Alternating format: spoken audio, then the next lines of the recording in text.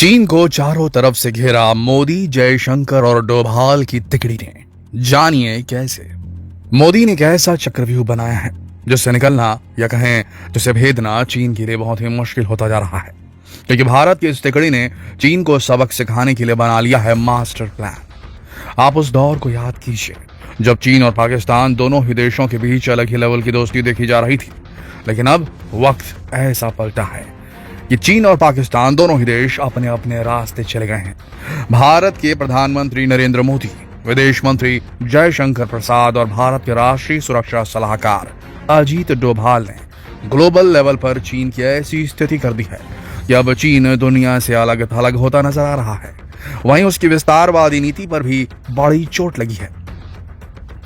चलिए अब बिना देर किए आपको जरा समझा ही देते हैं कि भारत की तिकड़ी कैसे अपना कमाल दिखा रही है। सबसे पहले तो आप इन तीनों को जरा गौर से देख लीजिए, क्योंकि भले ही आपको पीएम मोदी हमेशा खबरों में नजर आते हों, लेकिन ये दो शख्सियतें जरा कम ही दिखाई देते हैं, क्योंकि ये अपना कमाल पर्दे के पीछे रहकर दिखाते हैं। इन्हीं का ये कमाल है कि जहां एक तरफ भारत की ओर दुनिया देख रही है, तो दूसरी ओर चीन और पाकिस्तान अपने नापाक इरादों के साथ भारत की ओर देखने से अब कतरा रहे हैं, क्योंकि इन्हें मालूम है कि इनकी कोई भी चालाकी मोदी, डोभाल और जयशंकर प्रसाद की तिकड़ी की नजरों से बच नहीं पाएगी। इतना ही नहीं, इन्हें मालूम है कि ड्रैगन की दुम इतनी आसानी से सीधी नहीं होने वाली, इसीलिए ये आने वाली परिस्थितियों पर भी अपनी पैनी नजर बनाए हुए हैं। देखा जाए तो इस तिकड़ी ने चीन के आसपास जो चक्रव्यूह बनाए हैं उसके 3 घेरे हैं।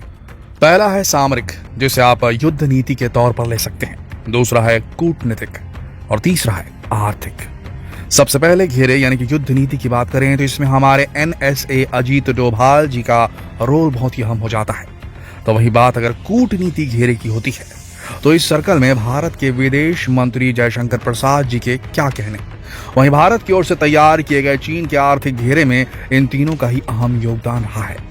आप उस खबर को ही देख लीजिए जिसमें अभी अभी अमेरिकी सेनेट में अरुणाचल प्रदेश को भारत का हिस्सा बताया गया है और इसके लिए चीन को फटकार भी लगाई गई है।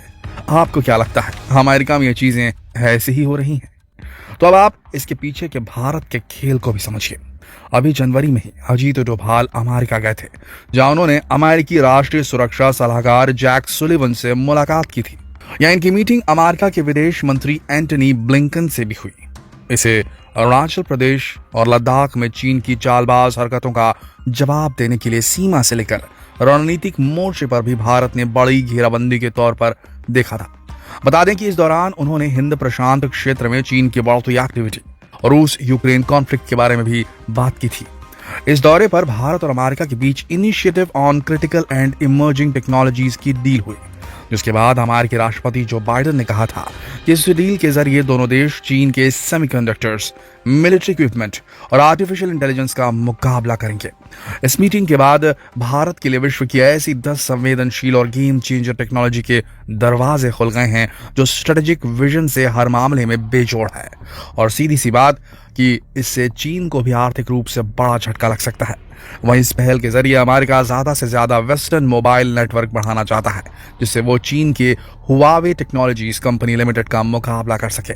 वहीं अजीत डोभाल ने ब्रिटेन जाकर भी वहां के राष्ट्रीय सुरक्षा सलाहकार टिम बैरो से मुलाकात की थी। वहीं आपको बता दें कि अजीत डोभाल जी रूस की राजधानी मॉस्को भी गए थे, जहां उन्होंने अफगानिस्तान को लेकर हुए एक अहम बैठक में हिस्सा लिया। इस मीटिंग में क्षेत्रीय सुरक्षा को लेकर गंभीर चर्चा हुई। डोभाल ने जोर देकर कहा कि ISIS, लश्कर तैयबा और जैश ए मोहम्मद से निपटने के लिए जबरदस्त खुफिया और सुरक्षा सहयोग की जरूरत है। इस दौरान डोभाल ने इशारों में अफगानिस्तान को लेकर चीन और पाकिस्तान के नापाक एजेंडे को भी बेनकाब कर दिया। उन्होंने कहा कि क्षेत्र में आतंकवाद के लिए अफगान धरती का इस्तेमाल ना किया जाए और चीन तालिबान की जो कथित डील है उस ओर भी इशारा करते हुए उन्होंने कहा कि खनिजों का इस्तेमाल अफगान लोगों के लिए ही होना चाहिए। यहाँ अजीत डोभाल की मुलाकात रूस के राष्ट्रपति व्लादिमीर पुतिन के साथ भी हुई। पुतिन से मिले अजीत डोभाल के दौरे बताते हैं कि वो एक साथ कई मिशन पर काम कर रहे हैं और ये मिशन है चीन को घेर देना। बता दें कि अजीत डोभाल को भारत का जेम्स बॉन्ड ऐसे नहीं कहा जाता। भारत की सुरक्षा से जुड़े हर मसले को बड़ी गंभीरता से लेते हैं। दुनिया भर के देशों के साथ डोभाल की मुलाकात भारत के नजरिए से काफी अहम है। वहीं बात अगर भारत के विदेश मंत्री जयशंकर प्रसाद की करें तो इन्हें बिना लाग लपेट के अपनी बात रखने के लिए जाना जाता है पूरे विश्व में। यहां तक कि जयशंकर जी ने F-16 डील को लेकर अमेरिका तक को नहीं छोड़ा और सीधे दो टूक जवाब दे दिया। वैसे विदेश मंत्री एस जयशंकर को 38 साल तक भारतीय विदेश सेवा का एक्सपीरियंस भी है। उन्होंने अमेरिका और चीन के मुद्दों को बेहद करीबी से हैंडल किया है और फिलहाल कर भी रहे हैं। वहीं G20 समिट में भारतीय कूटनीति की जो धाक देखने को मिली, इसके पीछे विदेश मंत्री एस जयशंकर का बहुत बड़ा रोल रहा।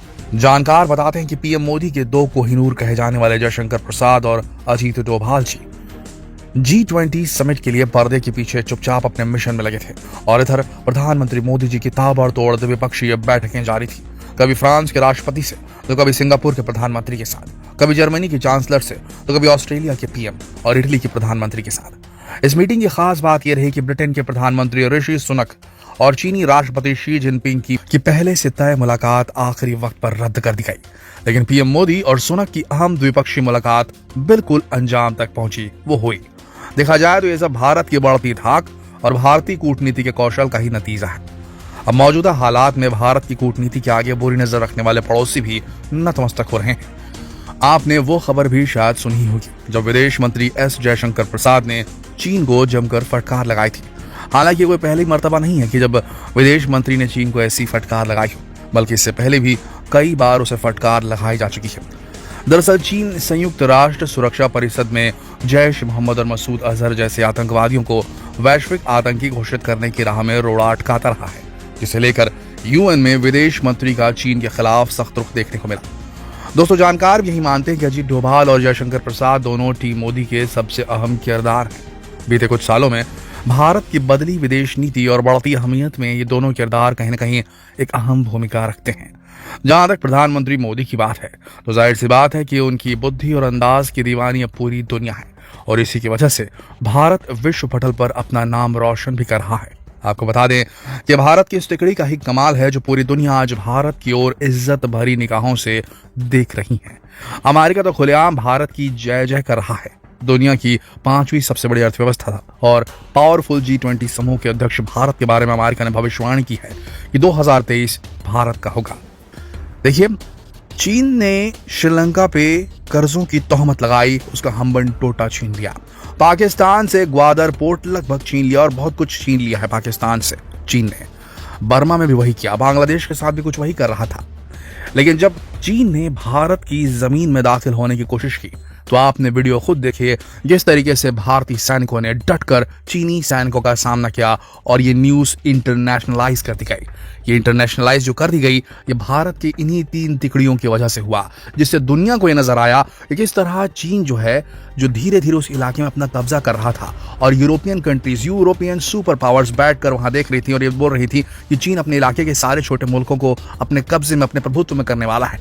तो उन्हें एक होप नजर आई कि यहाँ पर एक कंट्री ऐसी है जिसका नाम भारत है, जो चीन को रिटालिएट कर रहा है, चीन के अपोजिशन में तन कर खड़ा है, चीन को जवाब दे रहा है, उसके ऐप्स को बैन कर रहा है, उसके माल की आवक को रोक रहा है। तो उन्हें एक होप नजर आई, उम्मीद नजर आई कि चीन को एशिया में परास्त अगर कोई कर सकता है तो भारत के अंदर वो सुपर शक्ति है। चीन का गेम ओवर नजर आता है। आपका क्या नजरिया है इस पूरे मामले में, नीचे कमेंट सेक्शन में लिखकर जरूर बताएं और जितना हो सके इस वीडियो को शेयर करें फेसबुक पर, व्हाट्सएप पर, यूट्यूब पर। कल फिर मिलते हैं एक और दिलचस्प वीडियो में, तब तक के लिए आप सबका इस वीडियो के अंत तक बने रहने के लिए दिल से धन्यवाद।